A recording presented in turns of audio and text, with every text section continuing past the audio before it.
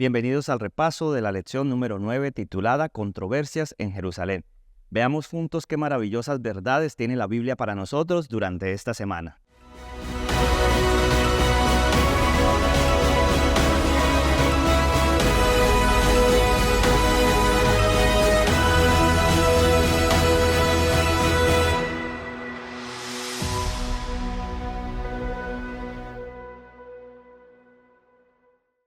El título Controversias en Jerusalén es muy sugestivo, ¿verdad? Porque nos indica que parece ser que esta semana se desarrollan diferentes controversias. Y es interesante que en medio de todas ellas está Jesús. Ahora, Jesús de por sí, por su misma naturaleza y por la naturaleza de su misión, es una misión controversial. Porque lo que se pensaba acerca del Mesías en aquel tiempo era muy diferente a lo que Jesús venía a hacer. Y Jesús, que en el pasado ha intentado de diferentes maneras manejar una prudencia, no quiere una controversia innecesaria, la evita cuando puede, se retira a lugares apartados cuando la controversia se ponía muy dura. Ahora parece ser que durante esta última semana está dispuesto a enfrentarlas y está dispuesto, no diría yo que a ocasionarlas, pero sí hace cosas que evidentemente se sabe que van a generar controversia. Ahora, al encontrar las razones por las cuales se desarrolla esa controversia, podemos extraer nosotros lecciones maravillosas para nosotros. La primera, aquel día cuando Jesús decide entrar a Jerusalén en un pollino. Y Jesús envía a sus discípulos a que puedan ir por él. Y les dice, si alguien les pregunta, digan, el maestro lo necesita.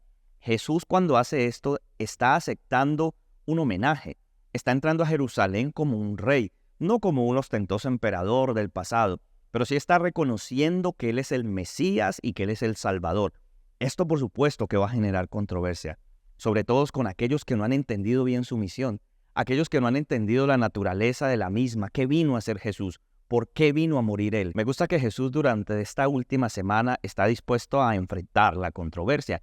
Y cuando digo está dispuesto es que al él entrar a Jerusalén aceptando que es el rey y el Mesías, esto va en contravía de lo que ellos piensan.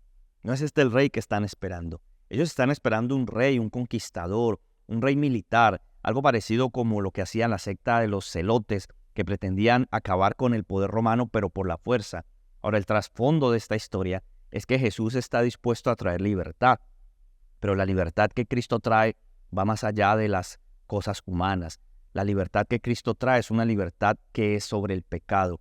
Jesús quiere traer victoria a nuestra vida, Jesús quiere liberarte, Jesús quiere traer libertad a tu matrimonio, Jesús quiere traer libertad a tus hijos. Es necesario que tú estés dispuesto a recibirle como rey y como salvador. Y esa es la razón por la que Jesús ahora entra como un rey. Ahora él entra para aceptar que es el Mesías, que es el libertador. Y a este capítulo se le conoce como la entrada triunfal a Jerusalén. Fue triunfal para aquellos que aceptaron a Jesús como salvador, para aquellos que entendieron que ese camino conducía a la cruz, que no era el mismo camino que muchos pensaban, camino que conducía a la libertad, al poder, sino que conducía por un aparente camino de derrota. Pero nosotros sabemos como cristianos que la cruz fue la más grande victoria del cielo en esta humanidad. Y es que para Jesús las aparentes derrotas siempre fueron victorias. Contrario así cuando quisieron hacerlo rey después de alimentar a los 5,000, para él fue una derrota, un fracaso pensar que sus discípulos no habían entendido la misión. Pero cuando estuvo en la cruz, ese momento tan duro, tan cruel que parecía la derrota más grande para el cielo, resultó siendo la victoria más contundente contra las fuerzas del mal. Pues con su muerte, hermanos y amigos, Jesucristo trajo libertad. No solo la libertad de los romanos como esperaban ellos en aquellos días, sino que la muerte de Jesús trajo libertad sobre el pecado para toda la humanidad. En el capítulo 11, Jesús aparece en una controversia con un árbol. Qué interesante. Un árbol que en apariencia tiene hojas y por ende se esperaría que tendría frutos. Aunque Marcos mismo aclara que no eran tiempos de higos, el árbol aparenta tener los frutos. Jesús la maldice y un día después pasan con sus discípulos y entonces la higuera parece seca. Y esto despierta la curiosidad de los discípulos y por supuesto que también la nuestra hoy, 2000 años después. Porque Jesús entra en controversia con un árbol. La controversia aquí relatada por Marcos en el capítulo 11 nos está hablando cómo Jesús quiere dejarnos una enseñanza para el corazón. Y la enseñanza que yo quisiera transmitirle también a través de Escuela Sabática al Punto es: sé genuino, sé quién tú eres, sé cómo tú eres. Tienes que ser el mismo en la iglesia y tienes que ser el mismo en el trabajo y tienes que ser el mismo en la casa. Porque de nada te sirve ser un gran pastor, un gran líder, un gran anciano, si eres un mal esposo, un mal padre o un mal hijo, e incluso un mal amigo.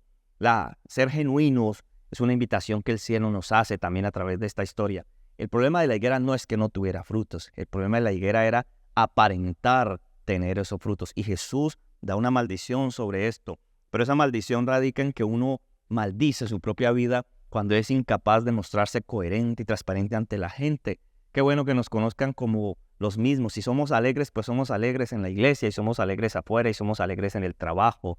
Y claro, si mi personalidad no es tan extrovertida, soy un poquito más tímido, bueno, así me conocen, así me hizo Dios, y tengo la posibilidad de servirle a través también de esta personalidad. Pero ser genuinos creo que es lo que nos invita a la historia de la higuera. Yendo un poco más allá, Jesús está diciendo también que ese árbol representa a su pueblo que se habían vuelto expertos en todo tipo de rituales. Y como dice la Escritura, este pueblo me honra de labios, pero su corazón está lejos de mí. Y es que el sistema de sacrificio se había corrompido completamente, había perdido completamente su propósito.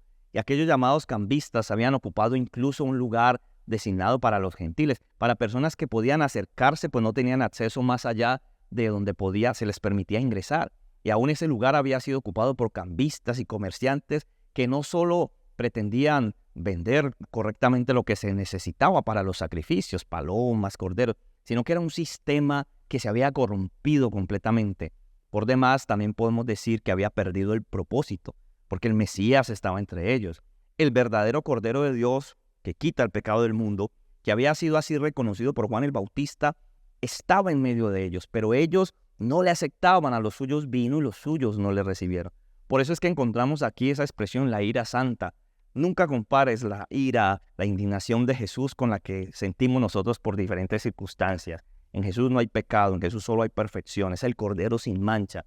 Y la ira expresada por Dios, eso que conocemos como ira santa, es muy distante de la ira que sentimos nosotros los seres humanos. Esa indignación que Jesús expone en este capítulo está llevándonos a pensar que el templo necesita ser limpiado. Y todos entendemos que el templo es nuestra vida, que el templo es nuestro cuerpo, es el templo del Espíritu Santo que necesita ser limpio por la palabra de Dios. ¿Cuántas cosas hay en nuestro corazón, en nuestra mente, en nuestro cerebro, que necesitan ser limpiadas? Que también si Jesús entrara quizá haría lo mismo que en aquellos días, diría, no puede ser este templo, esta casa convertida en una casa de ladrones. ¿Qué cosas hay que te roban la paz? ¿Qué cosas hay que te roban el tiempo de tu familia? ¿Que te hacen o que te impiden ser fiel a Dios? Y claro que las acciones que Jesús está realizando esta semana comienzan a generar controversia. Él ha entrado a Jerusalén asumiendo que es un rey, es un Mesías. Él ahorita ha dado una maldición sobre un árbol y claro que eso lo pone en el centro de la controversia porque muchos entenderían que estaba haciendo una alusión directa a aquel pueblo, a aquel liderazgo, a aquellas personas que se habían alejado de él. Y ahora le hacen una pregunta, ¿no? Bueno, ¿y con qué autoridad tú haces estas cosas? ¿Quién eres tú para venir a corregirnos de esta manera? Jesús no quiso generar la controversia, pero cuando él permitió la controversia o la generó a través de ciertas preguntas y actos, lo hacía buscando el propósito de redimir a estas personas. Contrario a muchas personas que aman la controversia, y tú vas a encontrar hoy en día de redes sociales, que de cualquier cosa que se dice, especialmente en esto de los repasos, se puede formar una controversia. También esto debido a que muchas veces los expositores dan preeminencia a su propia opinión, y está muy alejado en ocasiones de lo que la misma palabra de Dios o el Espíritu Profecía dicen. Pero la controversia hace parte de nuestra vida. No estamos diciendo que es del todo mala. Es mala cuando se hace bajo ese espíritu de irrespeto, porque hay gente que se prepara solo para controversia. Y a ti como maestro te puede pasar que puedes estar en un repaso y de repente dices algo tranquilo, que no tiene nada de controversia, que todo lo creemos así, pero a alguien le encuentra eso controversia. Fíjate que las controversias en las que entró Jesús, en las que participó, tenían como propósito redimir la persona. Por eso, si esta pregunta hubiera sido sincera, si esta pregunta hubiera sido, oye, ¿con qué autoridad lo haces porque queremos aceptarte como Salvador? Jesús hubiera respondido con la autoridad del cielo, la autoridad que Dios me dio. Pero la respuesta a él es otra pregunta que los lleva a reflexionar. A ver, ¿con qué autoridad Juan el Bautista bautizaba? ¿El bautismo de Juan era de los hombres o era del cielo? Y ahí los puso en una situación, en una encrucijada, porque ellos sabían que cualquier tipo de respuesta, por un lado, o les generaría a ellos el repudio de la gente, o les generaría una controversia porque cuestionarían su propio liderazgo. Entonces Jesús nos muestra también una manera sabia de salir de la controversia y es llevando a pensar a las personas en sus verdaderas motivaciones.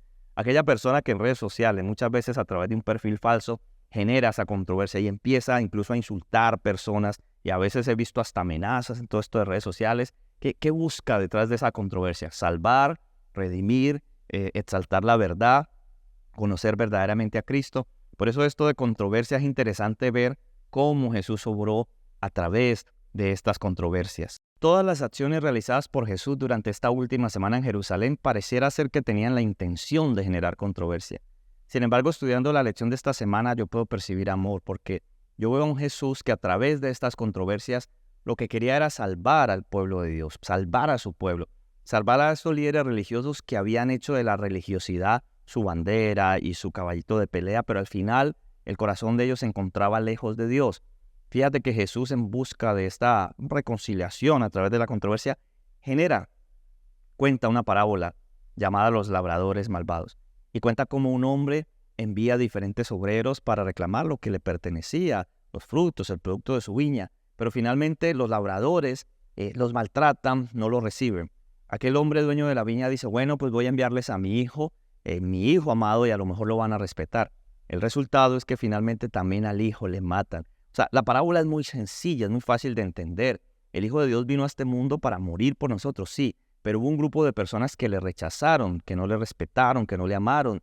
Y entonces Jesús, a través de esta parábola, lo que está queriendo decirle a su pueblo es, yo los conozco, yo conozco sus corazones, yo conozco las intenciones que tienen.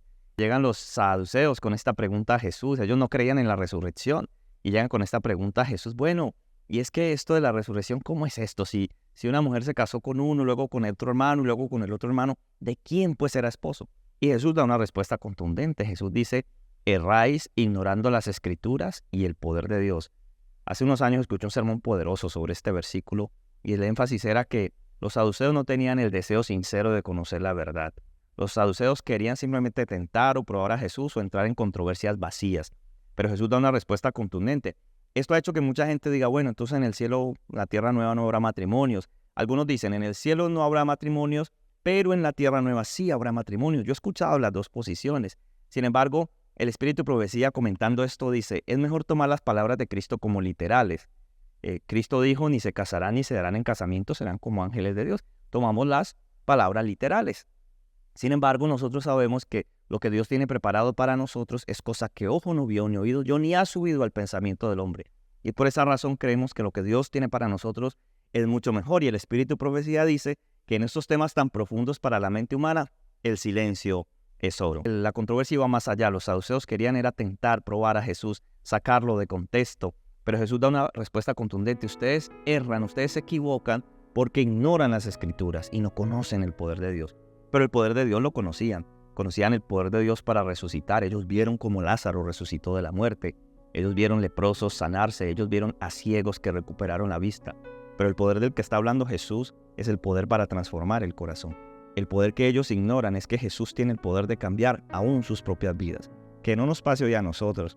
Que no ignoremos que la Escritura tiene el poder porque es la palabra de Dios. Y que el Señor tiene el poder de cambiar nuestra vida, a fin de que nosotros no vivamos aquellas vidas de aquella higuera que solo parece tener frutos, pero que realmente no los tiene.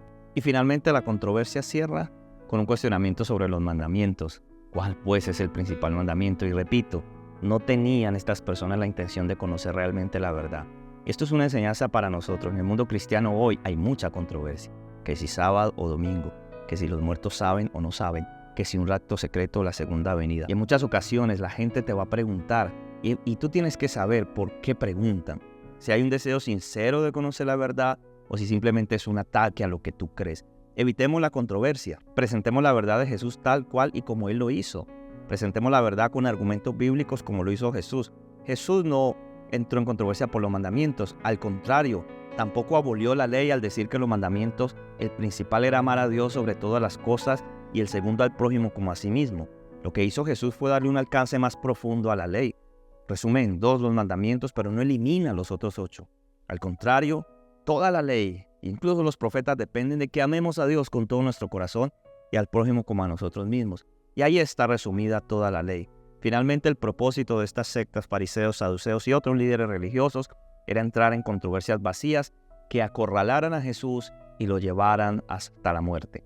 finalmente se cumplió, porque en esa semana después de esas controversias, esa fue la última semana de Jesús en Jerusalén y esa fue la última semana de su misión. Sin embargo, a través de estas controversias, donde desde que llegó a Jerusalén entró no desafiando, sino diciendo, llegó el Mesías, quería salvar los corazones. Permita a Dios que el estudio de esta semana y sobre todo el estudio de la palabra de Dios pueda llenar tu corazón, que tú puedas crecer en el conocimiento de la Escritura, no para entrar en controversia, sino para salvar y alcanzar corazones. Que Dios te bendiga y gracias por seguir con nosotros en Escuela Sabática al Punto.